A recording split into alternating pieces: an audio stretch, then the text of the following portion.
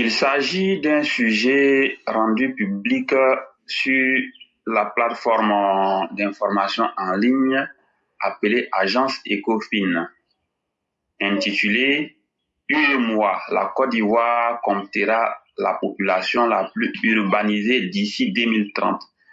Et je vous en fais une lecture complète avec un classement à l'appui pour vous permettre de comprendre quelque chose. Donc la lecture commence. Selon le rapport de l'OCDE, la Côte d'Ivoire affichera un taux d'urbanisation de 58% en 2030, avec une croissance annuelle moyenne de sa population urbaine de 3,2% entre 2025 et 2030. D'ici 2030, la Côte d'Ivoire sera le pays le plus urbanisé de l'Union économique et monétaire ouest-africaine, avec une population urbaine estimée à plus de 20 millions d'habitants. C'est ce que révèle le rapport Dynamique d'urbanisation de l'Afrique 2025 publié par l'Organisation de coopération et de développement économique, l'OCDE, la Banque africaine de développement BAD et le CGLU Afrique avec City Alliance. Selon ce document, la Côte d'Ivoire affichera un taux d'urbanisation de 58% en 2030 avec une croissance annuelle moyenne de sa population urbaine de 3,2% entre 2025 et 2030. L'urbanisation en Côte d'Ivoire connaît une croissance rapide avec un taux d'urbanisation de 39% en 1990 à environ 53% en 2023 selon les données de la Banque mondiale. Cette tendance est principalement alimentée par la migration rurale urbaine et la croissance démographique naturelle. Les grandes villes comme Abidjan, Yamoussoukro et Bouaké attirent une part importante de la population en raison des opportunités économiques et des infrastructures en développement.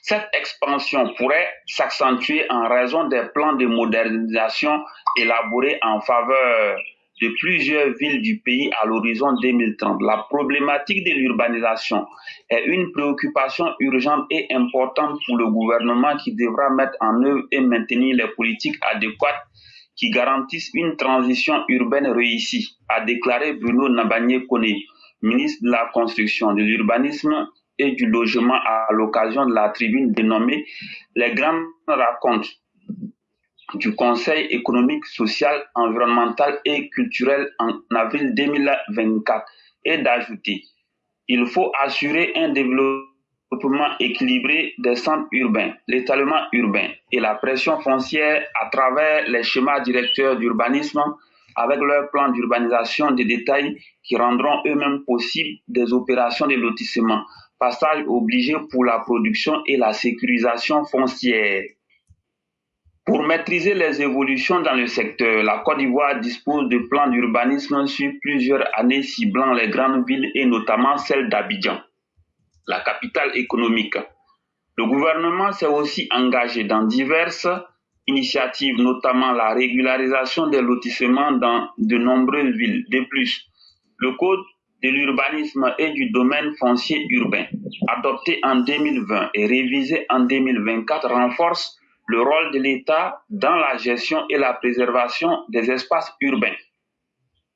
Outre la Côte d'Ivoire, d'autres pays de l'UEMOA connaîtront une urbanisation rapide. Le Sénégal et le Burkina Faso devraient respectivement compter 11 millions et 10 millions de citadins en 2030. À l'inverse, la Guinée-Bissau enregistrera la plus faible population urbaine de la région avec environ 970 000 habitants. Conscient de l'expansion urbaine, l'UEMOA a mis en place des politiques visant à harmoniser l'urbanisation et à encourager un développement durable de ses États membres. Ces initiatives incluent l'amélioration de la planification urbaine, la modernisation des infrastructures et des transports, la préservation de l'environnement ainsi que le soutien à la sécurité énergétique. Elle vise à transformer les villes en moteurs de croissance économique et sociale dans la région.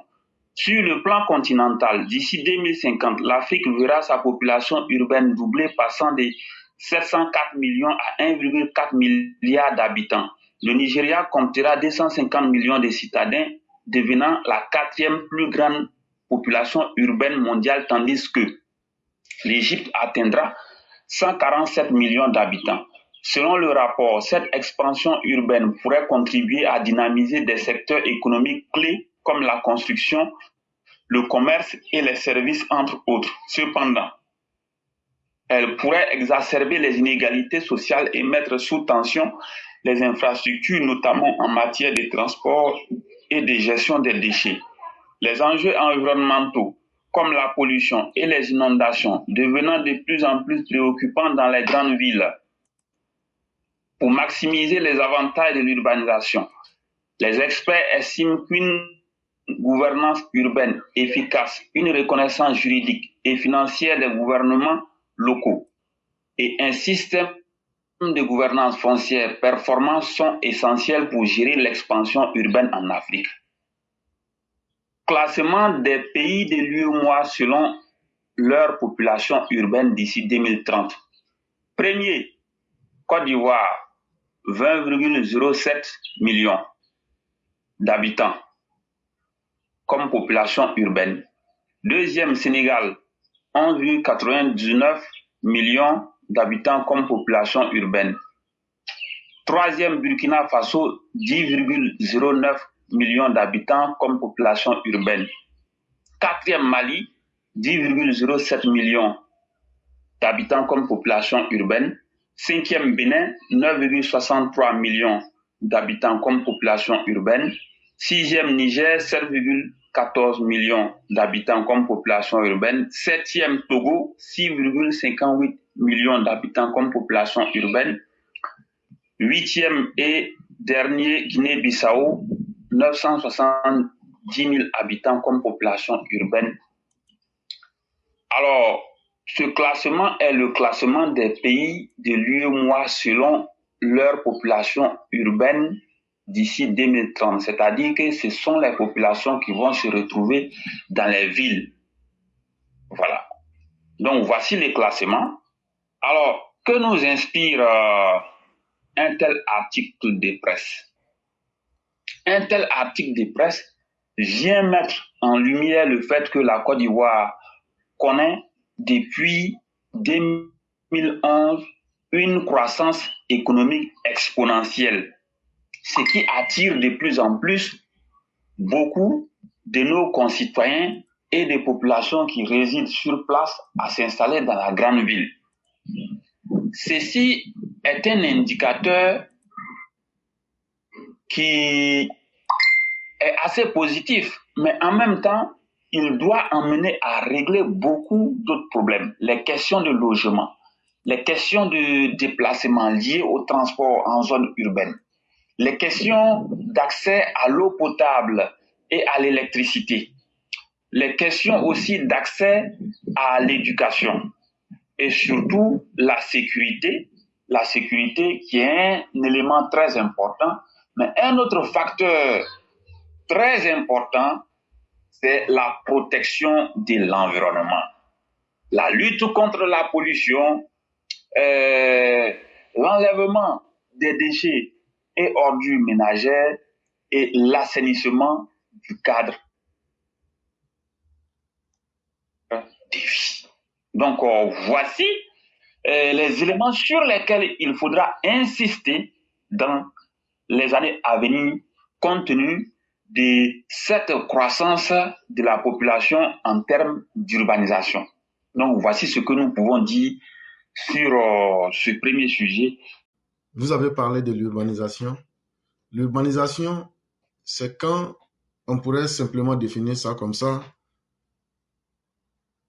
C'est quand les grandes villes deviennent encore plus grandes à travers le nombre de populations qui s'installent dans les grandes villes.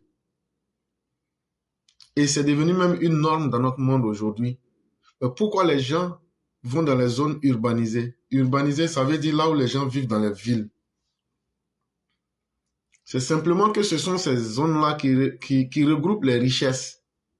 C'est là-bas qu'on peut trouver facilement les opportunités. Les opportunités, c'est-à-dire le travail, c'est-à-dire aussi tout ce qui peut permettre de mieux vivre. Et donc, tu trouveras très peu de personnes qui vivent dans les villages ou bien dans les zones rurales. Tout le monde veut être dans la ville et cela vient avec un prix à payer. Quand les gens se concentrent dans un endroit, la compétition augmente. C'est vrai qu'il y a des opportunités, mais il faut aussi créer les conditions de vie des populations. Et là, ça implique la gestion des terres. C'est quel type d'habitat nous allons avoir? Est-ce qu'on peut toujours continuer avec nos maisons basses? Jusqu'à combien de temps? Et dans quelles conditions les gens vivent? Est-ce que les gens ont accès à l'électricité? Est-ce que les gens ont accès au transport, aux moyens de transport? Est-ce que les gens ont la capacité de se soigner? Et lorsque toutes ces questions-là sont posées, c'est un défi qu'il faut relever. Et pour relever ces défis, on n'utilise pas le hasard. Ça demande une capacité des dirigeants à anticiper sur les événements. Surtout quand vous voyez aujourd'hui dans les grandes villes, c'est devenu une norme comme je le disais. Une ville comme Abidjan peut à elle seule avoir 6 millions d'habitants, c'est-à-dire plus d'habitants même que des régions entières plus grandes, 2-3 fois même que la ville d'Abidjan, n'ont pas. Et donc, imaginez-vous dans un si petit espace, comment on peut loger convenablement 6 millions de personnes pour que chacun soit satisfait. Voilà donc la question fondamentale, par exemple au niveau de l'habitat, qui se pose dans une zone urbaine. Et Sunyata vous a fait lecture du document ici. Il vous a montré que Abidjan d'ici 2030, c'est dans 5 ans. Donc, dans la vie d'une nation, c'est comme 5 minutes. Peut-être que nous ne verrons pas en tant qu'humains 2025, mais rien ne prouve que la Côte d'Ivoire ne sera pas là en 2025. Et si les projections qui ont été faites demeurent comme telles, ça veut dire forcément que ces problèmes-là vont se poser à nous. Est-ce que ceux qui sont nos urbanistes ont réfléchi profondément sur la question? Est-ce que nous avons suffisamment de terres dans nos zones urbaines? Est-ce que le manque de terres ne va pas encore rendre plus cher l'accès à la terre et peut-être même les locations de maisons? Voilà autant de questions sur lesquelles il faut anticiper. Et pour moi, la solution, ce serait de faire les constructions en hauteur. C'est-à-dire, là où on pouvait construire peut-être une maison, une villa, on peut peut-être, c'est un exemple que je donne comme ça, on peut décider que puisque le nombre de la population va s'accroître peut-être par 3, et donc nous, on va décider d'accroître dans nos calculs la population peut-être par 10 ou bien par 8. Et donc là où une famille pouvait habiter sur un terrain, on va chercher en partenariat avec des compagnies et des entreprises à demander à tous ceux qui construisent des maisons de faire des sous-bassements qui peuvent au moins soutenir jusqu'à 8 niveaux. Mais cela va impliquer aussi la participation de l'État. Parce que si on veut réellement résoudre le problème, si moi je n'ai pas les moyens pour faire un sous-bassement de 8 étages, je fais comment? Ça ne veut pas dire qu'on ne peut pas me donner droit à la construction de ma maison quand c'est moi-même qui ai payé ma terre. Mais selon moi, ce qu'on peut faire, l'État peut financer les sous-bassements. Et maintenant, en fonction des quartiers et des zones, on impose des types de construction. Et maintenant, lorsque quelqu'un d'autre voudra de la terre, on va dire à la personne, bon, comme c'est 8 étages là, toi, on te vend en haut là.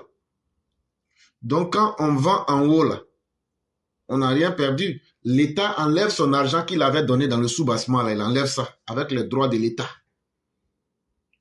Et pour moi même, c'est l'État même qui gagne plus Sunyata, je pense.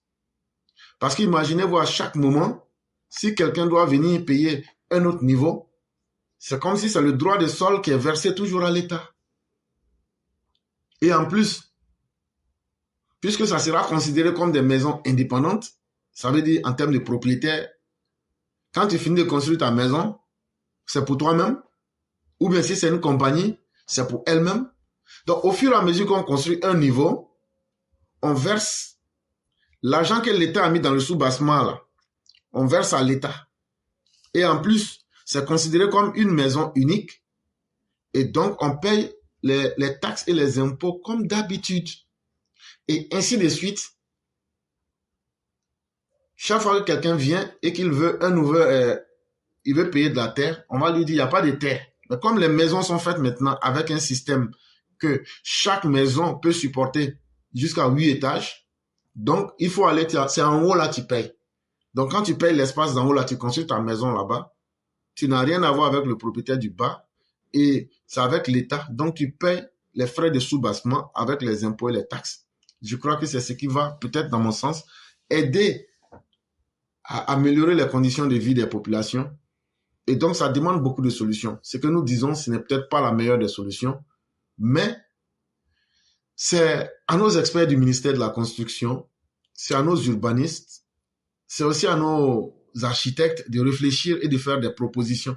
Quel type d'habitat dans nos zones urbaines, dans nos grandes villes, là où il n'y a pas et où il n'y aura pas forcément assez de terres dans l'avenir.